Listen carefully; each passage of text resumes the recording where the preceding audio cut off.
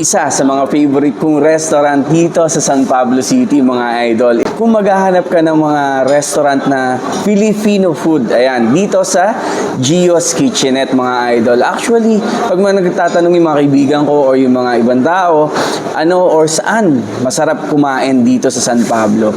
Guys, tinuturo ko itong Gio's Kitchenette dahil talagang legit na pang pamilya yung pagkain, kung good for sharing, yan, ito yung the best, mga idol.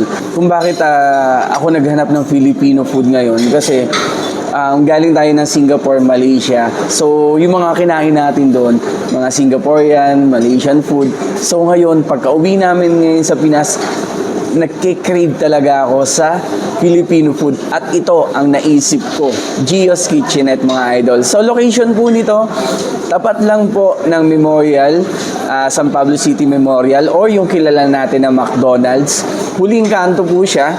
Yan, Chumora Phase 3. Yan, pagdating nyo po sa kanto, dire-diretso lang yan. Almost dulo na po ito.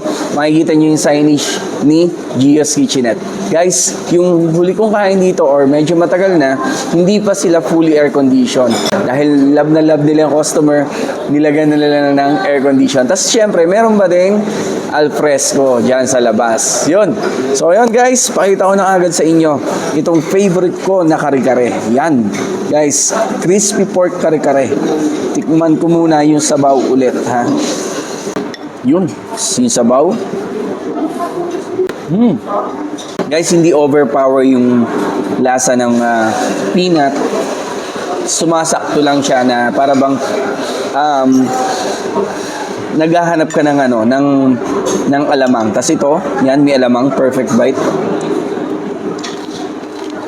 Nitong grabe. Ang sarap. Bagay na bagay yung alamang, na idol. So guys, yung alamang ng kare-kare, yun yung lalong nagpapasarap doon sa kare-kare. At napansin ko, or nasabi din sa akin, na yung alamang, ino-order din siya ng hiwalay dito sa kanila. Meron silang bottled alamang dito.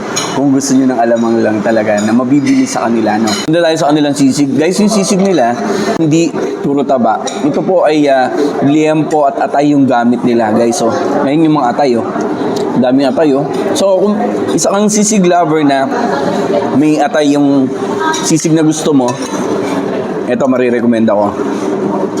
Sisig. Sarap. Nasa sizzling plate, umuusok pa na isa-serve sa'yo. Ang sarap. Sakto-sakto lang yung lasa niya. Hindi maasim, hindi maalat. Hindi mo kailangan ng kalamansi. So, punta tayo sa kanilang fish and chips. Tapos tingnan natin yung kanilang mayonnaise. Ito parang ngayon ko lang matitikman sa kanila to. Sarap. Tapos may kasama siyang potato fries. Ayan. So, doon na rin natin i-dip. Tapos ito guys, yung kanilang garlic buttered shrimp. Yun.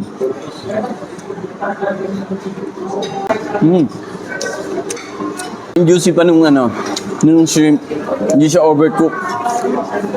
Ay, ang gusto yan, may konting medyo may kick ng spicy. Kumaga peppery lang naman. Hindi siya sobrang anghang. So, tama-tama lang. Punta tayo sa kanilang liempo, mga idol. Inihaw na liempo. Yun. So, available din sa kanila yung Java rice. Malaking subo ng liempo. Kasi for sure, malambot naman to di ba? Grabe. Alam mo yung balance lang talaga yung mga flavor ng mga pagkain. Hindi maalat. Alam mo, hindi mo na kailangan ng sausawan. Yun yung masasabi ko dito sa Gio's Kitchenette. So, guys, kung titikman nyo to, huwag nyo makakalimutan tong favorite kong kare-kare nila, ha. So, sobrang lutong. Yes. Ang sarap din ng sisig.